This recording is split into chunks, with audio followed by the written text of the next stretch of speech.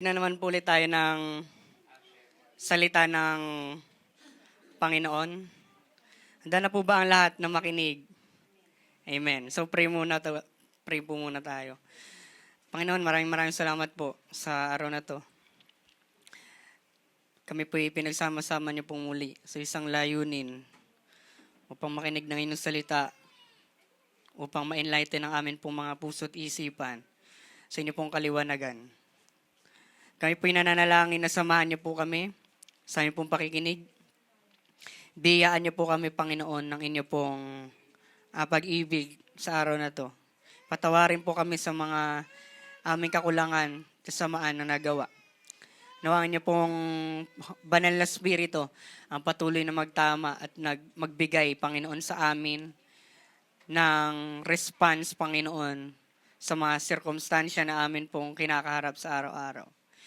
Lord God, kailangan po namin ng tulong sa pamamagitan ng inyo pong Spirito, Panginoon, upang maunawaan ang mga mensahe ngayon na amin pong maririnig. Ikaw po maging makapangyarihan sa buhay po ng bawat isa. Lord God, inyo pong dugo, nagsisimbolo, Panginoon, na kami po ay pinatawad nyo na, Panginoon, sa amin pong mga kasalanan. Panginoon, ikaw lamang po ang mapapurihan, maitaas, inyo pong pangalan, Lord God, ang mangibabaw at ang glory po ninyo, Panginoon, ang ma-reveal sa mensahe na ito. Kaya, Panginoon, ito lang po ang aming munting panalangin sa pangalan niyo po, Panginoon Jesus. Amen. Amen. So ngayon, mga kapatid, tayo po yung makakarinig ng salita ulit ng Panginoon. Natapos na yung aming midterms. Praise the Lord and glory to Lord Jesus, no, dahil kumbaga sa DepEd, ayun yung first periodical exam. So meron pang 3. Finals, midterm, finals ulit. Pero dadalhin tayo dyan ng Panginoon. So ngayon, mga kapatid, wag na natin patagalin. Makakapakinig po ulit tayo ng salita ng Panginoon. Okay. So ang pamagat po nito, pamagat ng preaching ng message niyan po ay how have you loved us? Okay? Patanong ito. Patanong po itong pamagat natin. How have you loved us? So sa Tagalog, paano nyo kami minahal? Sa paanong paraan nyo kami minahal? Nagtatanong yung tao rito patungo sa ating Panginoon. There are many ways para maipabatid natin ang ating pag-ibig sa ibang mga tao. Kaso nga lang, nag-e-exist yung tanong na ito kapag yung pag-ibig ay parang hindi mo na maranasan. Okay, na-gets natin? Of course, kung ang pag-ibig na darama mo, there's no need pa para itanong mo pa ito. Diba? Kasi nadarama mo yung pag-ibig, okay, this is how the Lord loved me, loved us. Pero kung hindi mo madama, hindi mo maunawaan yung pag-ibig, nag-e-exist tuloy yung tanong na ito. Paano nyo kami minamahal? How have you loved us? Okay? So next po tayo dyan. Para sa mga mag-asawa, nagsasabihan pa ba kayo ng sweetheart, I love you? Oh. Kung kayo nagsasabihan ng ganyan, gaano kadalas? Gaano kadalas pa kaya? No? Baka itong preaching na ito is patama na kagad. Baka di nyo na naririnig sa inyo pong mga partner.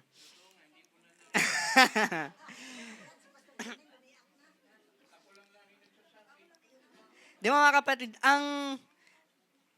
talaga pag pinagbuklod kayo ng Panginoon, pinag-isa kayo, madarama mo sa action, madarama mo sa acts of service, madarama mo pagka nagbibigay ng gifts, madarama mo kapag nagbibigay ng words of affirmation, no? Kumbaga sinasabi ng isang tao na mahal kita. Pero ang tanong, no?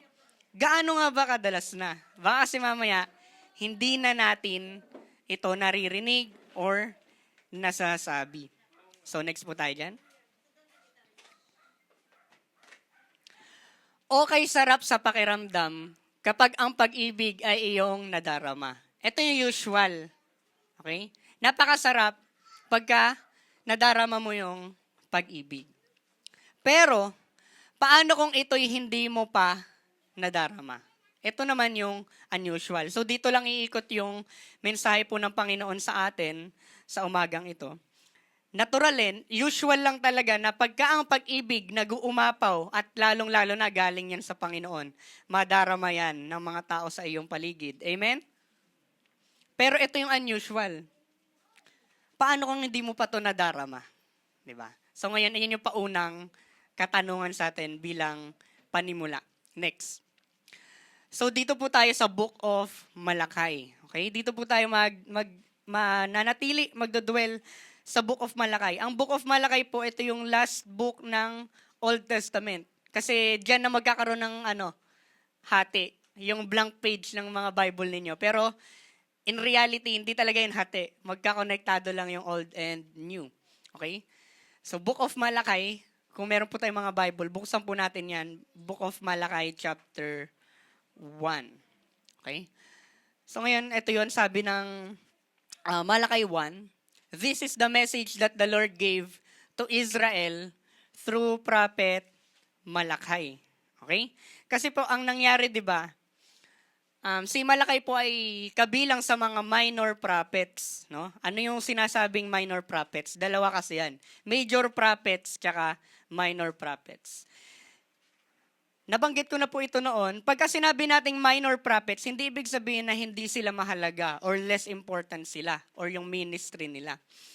Dahil lang sinabing minor prophets yan kasi maiiksi lamang yung kanilang mga mensahe. Kumpara natin sa mga major prophets, kay Prophet Isaiah, Ezekiel, and sino isa? Jeremiah, mahahaba po yung kanilang mensahe. Pero po yung mga minor prophets, kabilang si Malakay doon, kukunti lamang po yung nilalaman ng librong ito. Pero, si Prophet Malakay po ay mahalaga yung naging role niya. Okay? Napakahalaga po ng role ni Prophet Malakay kasi matatagurian natin siyang last prophet sa Old Testament.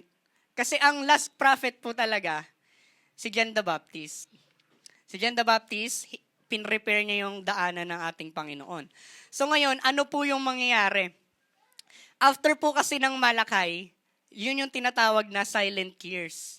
Na wala na po tayo nabasa sa Bible kung ano nangyari pagtapos ng ministry ni Prophet Malakay.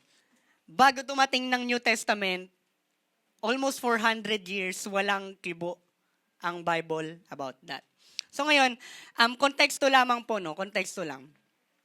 Di ba po ang Panginoon nagwa-warning na? Nagwa-warning na siya sa Israel and sa Jerusalem through the major prophets. Ano yung warning niya? Bumalik na kayo, talikuran ninyo ang pagsamba sa Diyos-Diyosan, sambahin ninyo ako, bumalik kayo sa akin sa piling ko. Nang sa gayon, hindi ko kayo ipadala sa mga bansang nais manakop sa inyo. Kaso nga lang po, despite the many warnings ng Panginoon, ilang beses na po siya nag-warn, hindi pa rin po nakinig ang Israel sa Samaria at sa Jerusalem. Ano po tuloy nangyari? Inalaw ni Lord na masakop ng Babylonia. Ang Babylonia po ay isang Gentile nation. Foreigner po sila. Inalaw po ni Lord na sakupin ng Babylon ang Jerusalem. Inalaw din ng Lord na sakupin ng Assyria ang Samaria. So devastated po ang buong Israel nung time na to. Okay? Wala na pong nakatira doon. Pero, by the grace of the Lord, matapos disiplinahin ng Panginoon ng kanyang mga anak sa exile, pinabalik na po sila ng Panginoon sa kanilang mga bayan. At nangyari po yun kay Prophet Haggai. Okay, yun po ay minor prophet din. Napabalik na sila coming from exile. Ngayon, nag-promise po ang Panginoon kay la Prophet Haggai at kay Nehemiah. Sabi niya, i-rebuild ninyo yung templo. Kasi sinira ng mga mananakop ninyo yung templo. Yung templo, diyan nananahan yung glory ko at presensya ko. Di ba? Pati yung mga bahay nila, sira-sira.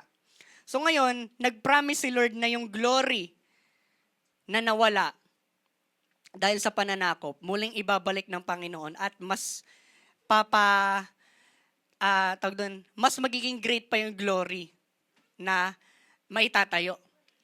Kaso nga lang po, 100 years nang nakalipas, almost 100 years from pagkakabalik nila sa bayan nila, kila Prophet Haggai at Nehemiah, yung mga promise ni Lord, yung iba po dun hindi pa na fulfill. Lalong-lalo na po yung coming of the Messiah, the Savior, Lord Jesus Christ sa New Testament.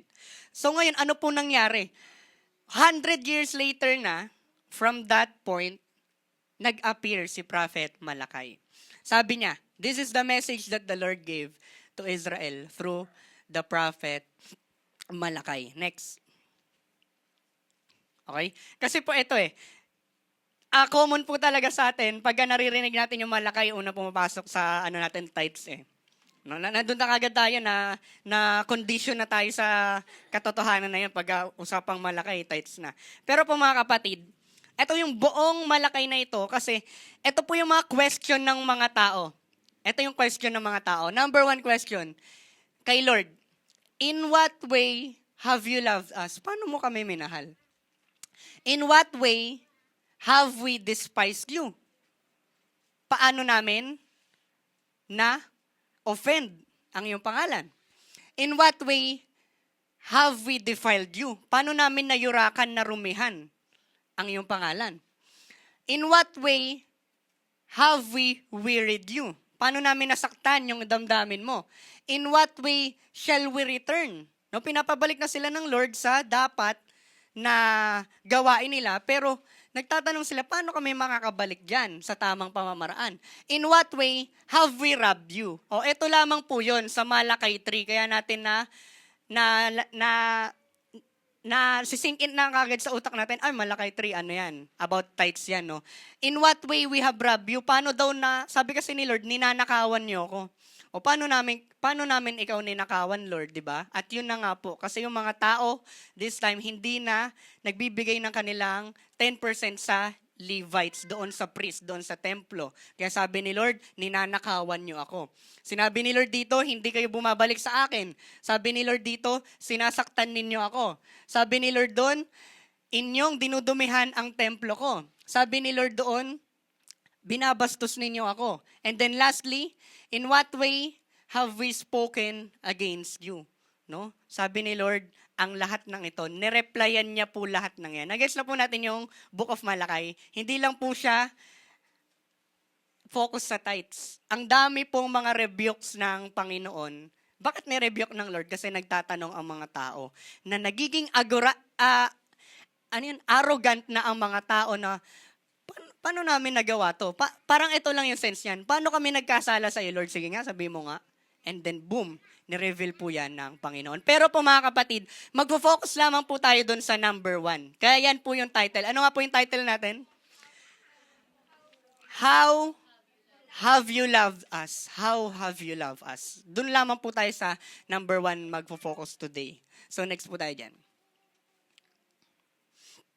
Okay. This is the message that the Lord gave to Israel through the prophet Malakay. Sabi ni Lord, I have always loved you, says the Lord. But you retort, nag-react kayo. Really? How have you loved us? And the Lord replies, this is how I showed my love for you. Dito ko pinakita, I loved your ancestor, Jacob. Okay? Nakagets natin yung atmosphere ng conversation. Nauna pong nagsalita ang Panginoon, no? Unang-una, inunahan na niya, I have always loved you. Ano nga po yung isang karakteristik ng Panginoon? Siya po ay honest, hindi nagsisinungaling ang Panginoon. Pagka sinabi niyang, I have always loved you, wala pong segundo o milliseconds na hindi ka minahal ng Panginoon. Time to time, again and again, forever, eternal, the Lord loved us. Amen? Amen. Kaso nga lang po, despite the Lord's eternal love, nagre-react ang mga tao, really? Paano nyo kami minahal? Okay? Ikaw po ba, kapatid, kaya nyo bang sabihin to sa Panginoon? Para po kasi, pagka nasabi natin to sa Panginoon, it's simply saying, parang nagkukulang ang Lord sa atin. Ano nga po yung in-intro ko kanina? Hindi ka na magtatanong ng how have you loved us kung nadarama mo yung pag-ibig. Eh anong nangyayari? Maybe, hindi mo na nadarama, hindi mo na naririnig, kasi there's something wrong na sa puso natin. Hindi na madama ng Israel na mahal sila ng Panginoon kasi, balikan nga po natin, hindi na madama ng Israel ang pag-ibig ng Diyos kasi ito po ang dami ng bumablock ng mga kasalanan sa kanila pong mga puso. Okay? So yun po yun. Next. Ayun, sabi ni Lord, no, ganito ko kayo minahal. Paano ko papatunayan na mahal ko kayo? I loved your ancestor Jacob. Okay, si Jacob daw, mahal ng Panginoon. Di ba po, maalala natin yung kwento? Si Jacob nakipag-wrestle sa ating Panginoon. And then sabi ni Lord kay Jacob, Jacob, hindi na Jacob ang iyong pangalan. Starting now, ang pangalan mo na ay Israel. Okay, God's chosen people. I loved your ancestor Jacob. May kama eh. Ano po nga sunod ng kama? But I rejected his brother Esau and devastated his hill country. Okay? Kasi po, naging malaki. 'Di ba? Naging malaki ang lahi ni Jacob at ni Esau. Ang another term po ng lahi ni Esau, Edom. Okay? Kaya may tinatawag na Edomites at Israelites. Yun po yung kay Jacob. Okay? So yung dumami, finulfill ni Lord yung promise niya sa lolo ni Jacob kay Abraham. Sabi niya kay Abraham, dadami ang lahi mo. At yun na nga, natutupad na sa panahon ni Jacob. Ngayon po, over time, ang lahi po ni Esau, yung Edomites, marami pong ginagawang kasalanan. At talagang malayo na sila sa Panginoon. Okay? Kaya po ano nangyari, no? Sabi diyan, I love your ancestor Jacob, but I rejected his brother Esau and devastated his hill country. 'Di ba? Dahil dumami yung bayan nila, mayroon ding lupa yung Edomites. Okay? May lupa yung Edomites, outside yun ng Israel. So considered silang hentil. Ngayon, ano po nangyari? Inalaw po ni Lord. 'Di ba? Inalaw ni Lord na masira, salakayin sila, mamatay sila sa kanila pong bayang kinakatayuan. I turned Esau's inheritance into a desert for jackals. Ano po yung jackals? Basta sort of hayop po yan. No? Na makikita natin, wala na ni isang taong nakatayo doon sa lugar na yon, only animals. Di ba? Kumbaga na-wipe out. Esau's descendants in Edom may say, pwede nilang sabihin, we have been shattered. Oo, nagkalat kami. But we will rebuild the ruins. Pero sabi ng Panginoon, but the Lord of Heaven's armies replied, they may try to rebuild, but I will demolish them again. Their country will be known as the land of wickedness, and their people will be called the people with whom the Lord is forever angry. Wow. Di ba napag-aralan po natin yung character of our God? Yung anger po ng Panginoon, only for a moment, hindi po nagtatagal ang anger ng Panginoon. Weeping may dwell in the night, but joy comes in the morning, sabi ng psalmist, sabi ni David. Pero ito po, grabe. Makikilala daw sila, yung lahi ni Esau na, people with whom the Lord is forever angry. When you see the destruction of for yourselves, you will say, pag nakita ninyo sila, truly, the Lord's greatness reaches far beyond Israel's borders. Di ba makita natin, kahit outside na ng Israel, hindi na parte ng Israel, yung kadakilaan ng Panginoon, nakikita pa rin ng ibang bansa. Okay, na-gets na po natin? So ngayon, bakit po tayo napupunta sa election? Di ba? Mga pagpili ng Panginoon. Hindi po nagkamali ang Panginoon na nilagay niya sa Malakay 1 pagka pinag-uusapan po natin yung word na love. Di ba nagtatanong sila, paano nyo kami minahal? Sabi ni Lord, minahal ko kayo sa ganito. I chose Jacob, I hate Esau. Okay? Yung election nakikita natin, paano namili ang Panginoon? Di ba? Hindi po nagkamali si Lord diyan at atin po itong papalawakin next po natin. Next. Ayun. Sabi daw ng isang babae kay Charles Spurgeon, okay? A woman once said to Mr. Spurgeon, I cannot understand why God should say that he hated Esau. That, Spurgeon replied, is not my difficulty, madam. My trouble is to understand how God could love Jacob. Yun po yun eh. Minsan po tayo, mas nagpo-focus tayo kay Esau. Ano po ba naging buhay ni Esau at ni Jacob? Sabi po ng Biblia, nasa sinapupunan pa lang ni Rebecca ang kambal. Kambal po kasi si Esau at Jacob. Nasa sinapupunan pa lamang sila, ni-reveal na doon na si Jacob daw ay mandaraya. Sa sobrang mandaraya niya, hinila niya yung heel ng kanyang kapatid sa pagpapanganak. So ngayon, ang dami pong kabulastugan ni Jacob sa buhay niya. Mandaraya siya, and even yung name niya nga na Jacob sa Hebrew, deceiver ang ibig sabihin. Meanwhile, si Esau, wala naman po tayong nabasa na nag-commit ng kasalanan si Esau. Wala naman po tayong nabasa na makulit pasaway si Esau. Isa lang yung pinagpalit niya yung kanyang pagkapanganay. Pero po, ito, kung pagpo-focusan natin yung tanong, kagaya ng woman na ito nagtatanong kay Charles Spurgeon, hindi ko talaga maintindihan bakit i-hate ni Lord si Esau, si Esau mas mabait naman siya kaysa kay Jacob. Bakit mas pipiliin ni Lord yung pasaway kaysa sa masunurin? Di ba hindi daw maintindihan ng woman na ito ang pagtatanong niya kay Charles Spurgeon. Pero, sa perspective ni Charles Spurgeon, Madam, hindi yan yung struggle ko sa pag-iisip. Hindi ako nahihirapang answerin to eh. Yung first part. Nahihirapan po akong answerin ito. My trouble is to understand how God could love Jacob. No? How come na mahal ni Lord ang isang manloloko?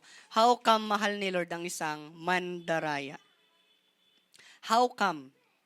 Sa human perspective, kung titimbangin natin, ako mas mabuti ako kaysa sa taong to. Ako siguro yung papaboran ng Panginoon. Pero po, bakit nare-reveal dito yung eleksyon ng Panginoon? Nare-reveal dito paano namimili ang Panginoon. He gives favor according to His own purpose and plans. Okay? Wag na wag po nating pagdududahan ang pagpili ng Panginoon. Kasi yung pagdududa lang naman natin, para nating sinasabi, parang ang unfair ng pamimili ng Panginoon. Ang unfair naman nun, Lord, na si Jacob, mandaraya yan. Bakit siya mabibless? Di ba? Bakit mo pinaburan na nandaya siya sa tatay niya na siya tuloy na bless instead of Esau? Di ba? Makikita natin, nagdududa po tayo na baka kasi personal ang pamimili ng Panginoon. Hindi po, mga kapatid. Yung pamimili ng Panginoon, His election, kung sino ang maliligtas, ay hindi lang random na desisyon.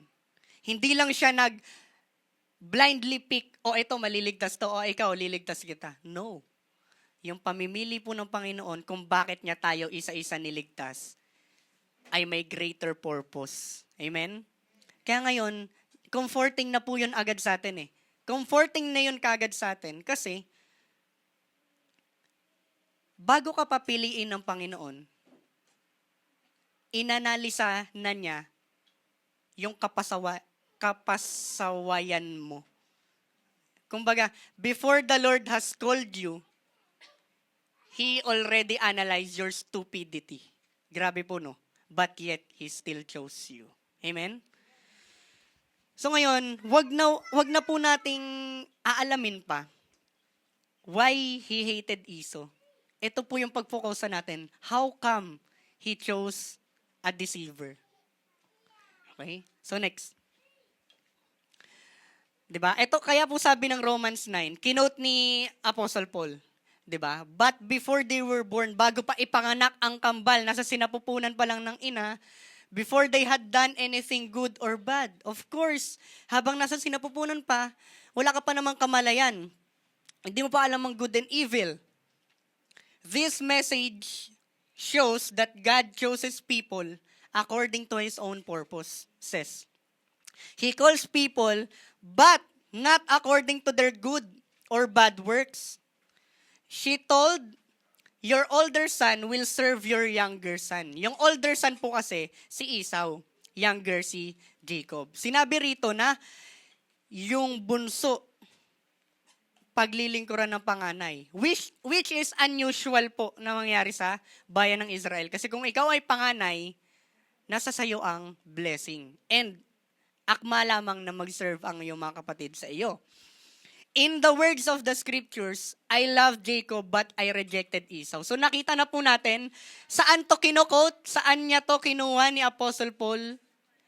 Sa Malakayuan pala. Okay? So ngayon mga kapatid, again, on the human perspective, tayo po nagkukumpara-kumpara. Wag po tayo magkukumpara, lalo na kung ikaw po ay magulang. Iba-iba po talaga ugali ng mga anak natin. Iba-iba ugali ng mga yan. No? Alam niyo po ba ito nakita ko lang sa Facebook yata. 1%, 1% lang na DNA, magiging unique ka na sa ibang tao. Diba? Wala pong tao na may kaparehas ng fingerprint. Kung yun pa lang, biological perspective pa lang, iba-iba na tayo, paano pa yung personalidad? Personality ng isang tao, iba-iba tayo ng personalidad. Ngayon, pag nagkukumpara-kumpara po tayo, alam niyo po ba yung pagkukumpara, nagiging gateway yan para magkaroon ng favoritism. Of course, kung sino yung nag-excel among the siblings, temptation sa magulang na paboran niya kung sino yung nag-excel. And hindi niya papaboran yung mga hindi nag-excel. Yung mga anak na pasaway. Pero po, dahil anak ninyo yan, syempre dapat walang pagkukumpara-kumpara. Pantay-pantay ang tingin ninyo sa kanila. Good or bad, they are still your child. Your love is dapat unconditional sa kanila. Amen? Amen. Next. So ngayon, the election, yung pamimili ng Panginoon kung sino maliligtas, the election happened even before the foundation of the world. Kaya nga po paulit-ulit na sinasabi sa atin, ng atin pong obispo, si Bishop, Ephesians 1:4, even before He made the world, bago palikhain ni Lord ang mundo, God loved us and chose us in Christ to be holy and without fault in His eyes. Bago palikhain ng mundo, ako na ay pinili mo. Ako na ay minahal mo. It did not happen when you come to knowledge about God's salvation through His Son. Ito po kasi yan okay? Na-open po tayo dito and glory to Lord Jesus sa mga revelation po ng ating Panginoon sa atin pong bishop. Okay? Kasi po, eto lang i-analyze natin. Sabi po ng Romans chapter 3, Wala po ni isa ang naghahanap sa Panginoon. Lahat tayo makasalanan. Amen? Wala ni isa naghahanap sa Diyos. So, kung wala ni isa ang naghahanap sa Diyos, paano ka makakapagdesisyon na maligtas yung sarili mo? Eh in the first place, hindi mo nga hinahanap si Lord. Nagko-contradict yung Bible verses pagka ganun. Diba? Kasi po, yung iba pong point of view ng mga tao, ganito yung point of view nila. May nag-share sa kanila ng gospel, o tanggapin mo si Lord Jesus Christ. Okay, tatanggapin ko daw si Lord. O sige, tinatanggap mo na si Lord sa buhay ko. Ano nangyari? Ikaw yung tumanggap kay Lord. No, nagigets natin, nasa desisyon mo. Ikaw yung may desisyon kung tatanggapin mo o i-reject. Napaka-ekis po nun. Sino kang mere na tao, kaya mo magdesisyon kung maliligtas ka o hindi? Sinasabi na ng verse na ang Diyos ang namili bago ka pa man ipanganak. So ngayon, kaya po tayo nagsasama-sama dito kasi inalaw ni Lord na tayo po ay magkaroon ng eye-opening situation na ma-realize natin na tayo po ay makasalanan and kailangan natin ng tagapagligtas. So, amen po tayo dyan. Okay? Amen tayo dyan na ang eleksyon hindi nangyayari sa moment na may nag-share sa'yo ng gospel. Ito na yung moment na yun. O sige, I will accept the Lord Jesus Christ. Hindi ikaw yung nag-decide. Nag-decide na si Lord bago ka pa ipanganak, bago pa malika ang mundo. Amazing ba si Lord? Amen. Bago pa pala ang lahat ng mga ito, He already knew your name. He already knew that He will save you. Amen? Next. So ngayon, balik po tayo sa tanong. How have you loved us? Paano nyo kami minahal? No? Paano nyo kami minahal, Lord? Kasi yung question po na ito, para kasi siyang insult eh. Insulto siya kay Lord. Kasi bilang pong mga tao, hindi po natin nakikita yung whole picture. Nakikita lang po natin yung ngayon, yung present moment. Bakit mo minahal tong taong to? Nakikita natin yun sa sa couple, 'di ba, sa mag-asawa. Lumalabas talaga diyan. O bakit siya yung ano mo? Bakit siya? Bakit siya yung minahal mo? Bakit siya yung ganto ganyan? 'Di ba?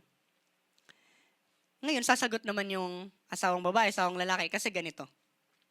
Pero po ibang-iba ang pamantayan ng Panginoon. Bakit niya tayo minahal at pinili sa una-una pa lang? Okay? Pero po malaking insulto sa Panginoon pagka nagtatanong tayo ng ganito pero nakatingin lang tayo sa present moment. Lord, bakit mo ko minahal? Dahil ba masipag ako sa church? Dahil ba mabait ako sa iba? Dahil ba tumutulong ako sa iba? Dahil ba namimigay ako ng ulam sa kapitbahay? Di ba, nakatingin lang tayo sa present moment. Pero po mga kapatid, ibang-iba ang pamantayan ng Panginoon kung bakit niya tayo inibig. Next. Okay, we can relate His love to a pregnant mother waiting for the birth of her child. Okay? Mayalin tulad po natin ng pag-ibig ng Diyos sa isang nanay na buntis at hinihintay niya ang kapanganakan ng kanyang anak. Paano po yan? Paano po kasi yan? Okay. So, para sa mga mothers natin dyan, nung nasa sinapupunan nyo pa lamang po ang inyong anak, the moment na nag-test po kayo and lumabas ay 2 linya, alam nyo na kagad na merong taong namumuhay na sa loob ng inyong tiyan. From that moment ba, minahal nyo na yung anak ninyo kahit hindi nyo pa siya nakikita? Amen. Mahal nyo yan kahit hindi nyo pa nakikita. Physically. Ganun po katindi ang mother's love. Amen? Ganun siya katindi kasi hindi mo pa man nakikita, hindi mo pa man nakikita yung kanyang katawan, di ba? Hindi mo pa nakikita kung normal ba siya o meron siyang mga deficiencies. Ano pa man ang lalabas dyan, anak mo yan at mahal mo na siya, lumabas o hindi. Amen? So ngayon, bakit natin inahalin tulad yung pag-ibig ni Lord sa atin patungo sa mother's love? Ito po yan. Yung mga baby, no? Ito po kilala ninyo si Adolf Hitler, di ba? Si Adolf Hitler po ay talagang nagkaroon ng genocide sa mga Hudyo sa history po natin nung World War II. Ito po yung yung talagang umuusbong na na debate. Kung meron daw time travel, kung totoo lang yung time travel, magta-time travel daw yung mga tao. Tapos, yung nanay ni Adolf Hitler, parang i-harm nila para hindi na mapanganak si Adolf Hitler. Siguro yung nanay ni Adolf Hitler, wala naman siyang alam na magiging evil yung anak niya. Pero nung pinagbubuntis niya si Adolf Hitler, mahal na mahal niya yun. Amen? Mga magulang din po, hindi natin alam nung nasa sinapupunan pa yung anak ninyo, ano ba yung mangyayari sa buhay nito? Good or bad ba? Hindi ko naisipin yan. Anak ko yan, mahal ko yan. Amen? Ganon din po ang Panginoon. Hindi ka pa man nabubuhay sa mundong ito. No? Mahal ka na ng Diyos. Kaso nga lang, ang kinaibahan ganito. Yung nanay, wala siyang alam sa future ng baby niya. Pero mahal niya. Si Lord po, grabe. Alam niya yung future mo. Alam niya yung gagawin mo. Alam na niya yung stupidity na gagawin natin bawat isa. Alam na niya yung mga mistakes and sins natin. Yet, He still chose to love us. Grabe po katindi, no? Akala ko perfect na na to na illustration na to O nga, galing, no? Pag-connect tayo natin yung mother's love sa father's love natin. Pero grabe po pala magmahal ang ating Ama na nasa langit. Alam na niya lahat ng future na mangyayari, pero mahal niya pa rin tayo. Siguro po, bilang mga tao, sa perspective ng mga tao, kung alam mo lang na yung anak mo magiging sanhi ng destruction ng maraming tao, baka hindi mo na ipanganak yan. Pwedeng maging temptation yan. Pero ang Lord, inaalaw po niya na mangyaring masilayan mo ang napakagandang mundong ito kasi hinihintay niya yung pagbabago at encounter mo sa Kanya. And then it will cause change and then it will cause glory sa ating Panginoon. Next po dyan. Balikan natin. Okay, sarap sa pakiramdam kapag ang pag-ibig ay iyong nadarama. Pero paano yun? Paano kung ito'y hindi mo pa nadarama? Ang sinapupunan ba? Yung baby sa sinapupunan ng magulang, alam niya ba na nag-e-exist siya sa loob ng tiyan ng nanay niya? Hindi. Hindi niya rin alam na mahal siya ng nanay niya. Hindi niya rin alam yung nangyayari sa outside world. Nag-gets na po natin. Kahit unaware ka na mahal ka ng nanay mo, mahal ka pa rin niya. Okay? Kasi ito po yan, next. True and greater love is even when you're unconscious about it, it exists. True love doesn't depend on feelings or circumstances. It is steadfast choice that endures even when it goes unrecognized. Okay. Medyo nakukuha nyo na po yung punto natin. Papunta na po tayo sa conclusion. Ganito yon. Yung baby na ito, hindi niya alam na minamahal siya ng magulang niya. Pero yung magulang niya, hindi nakadepende sa mag-I love you back ba yung baby ko sa akin? Kung hindi siya mag-I love you back, hindi ko na siya mamahalin. Kasi unaware siya Hindi niya nare-recognize yung love ko. 'Di ba? In the same way, mga kapatid. Ito po yan. Next natin. Ay, balik natin.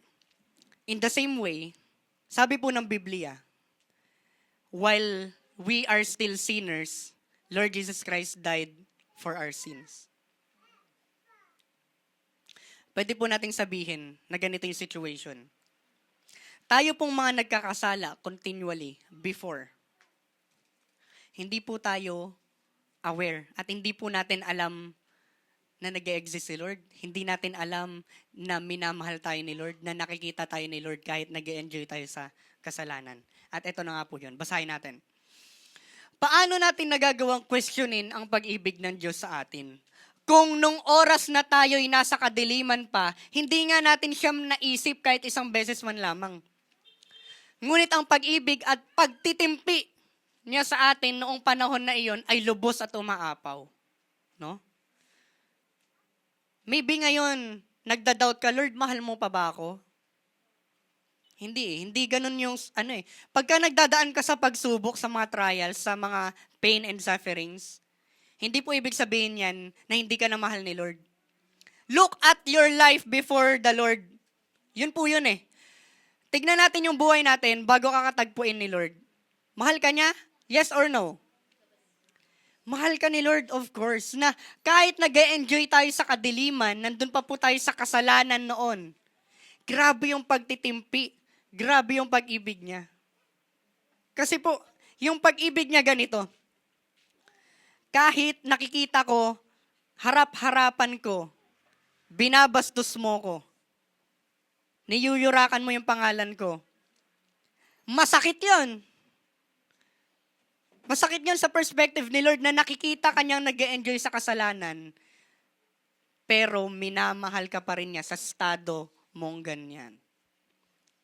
Ganun po katindi ang pag-ibig ng Diyos. Mga magulang, pagka nag-aaway-away ang mga magkakapatid, masakit. Pag nagsasakitan sila. Na ang gagawin mo, mag-i-intervene ka na at aawat ka.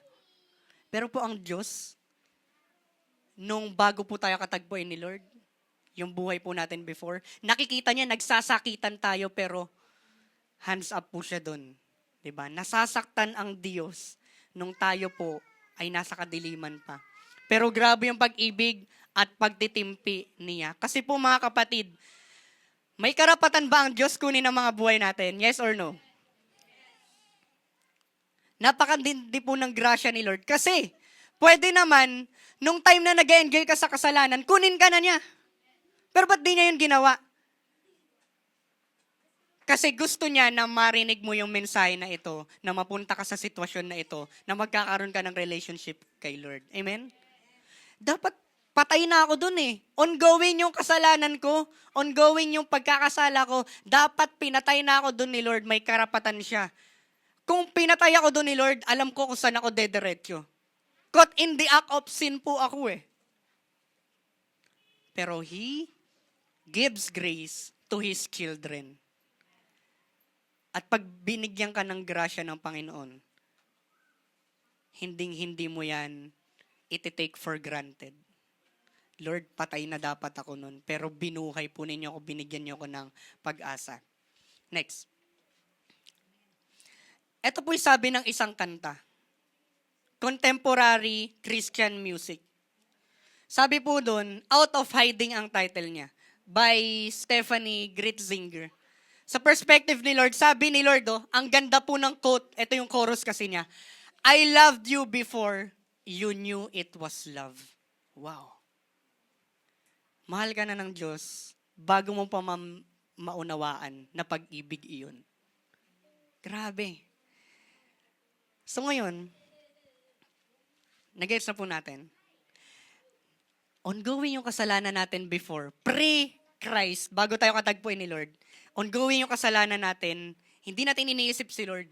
Pero ngayon na binago ka na ni Lord, nagigets ninyo yung bigat?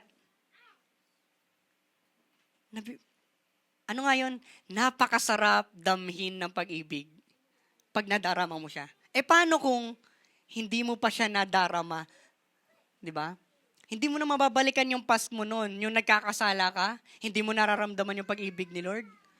Hindi na yun. Pero ngayong binago ka na ni Lord, okay? Naunawaan mo yung sarili mo sa lowest point ng buhay mo sa kasalanan. Kahit unconscious ka, kahit unaware ka, hindi mo pa naunawaan yung pag-ibig ni Lord that time. Pero ngayon, na pinauunawa na niya sa'yo, grabe pala. Hindi lang niya ako minamahal, ngayong tapat ako sa Kanya. Kundi minahal niya rin ako kahit hindi ako tapat sa Kanya noon. Amen? So ngayon, sino tayo? Sino tayo para questionin ang pag-ibig ni Lord? Again, ang pag-ibig ni Lord hindi nakikita sa circumstances, hindi nakikita sa mga gawain natin, hindi nakikita sa kung gaano ka kabuti, gaano ka kasama. The Lord loves you, period. Wala na pong sabi-sabi pa. Next.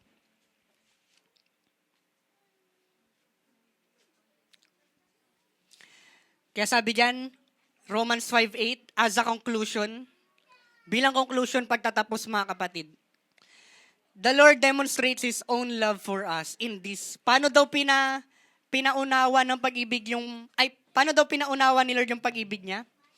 While we were still sinners, Lord Jesus Christ died for us.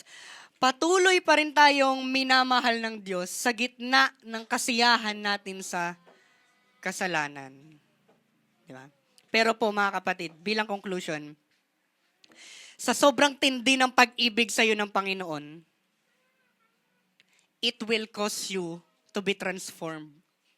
Dahil sobrang mahal ka ni Lord, ayaw niyang itolerate yung masama mong ginagawa ngayon. Nababaguhin ka niya sa kung ano yung kalooban niya sa iyo. Kung ano yung mabuti, kung ano yung ikalulugod ng kanyang pangalan. Amen? Yun po ay pag-ibig niyang powerful. It causes us to change. Not to be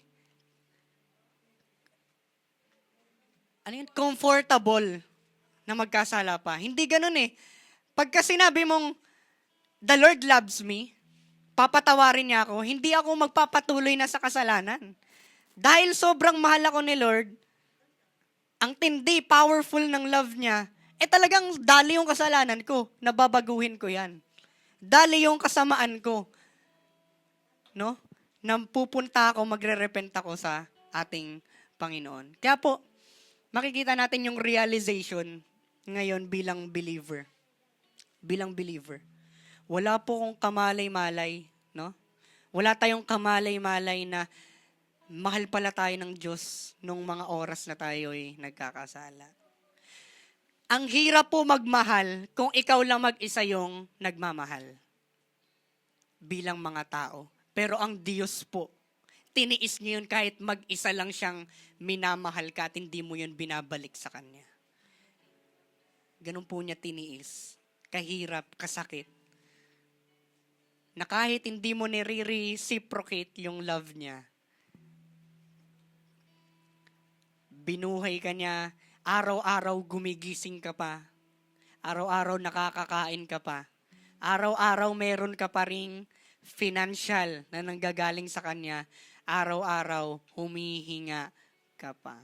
Kasi merong grasya. Amen?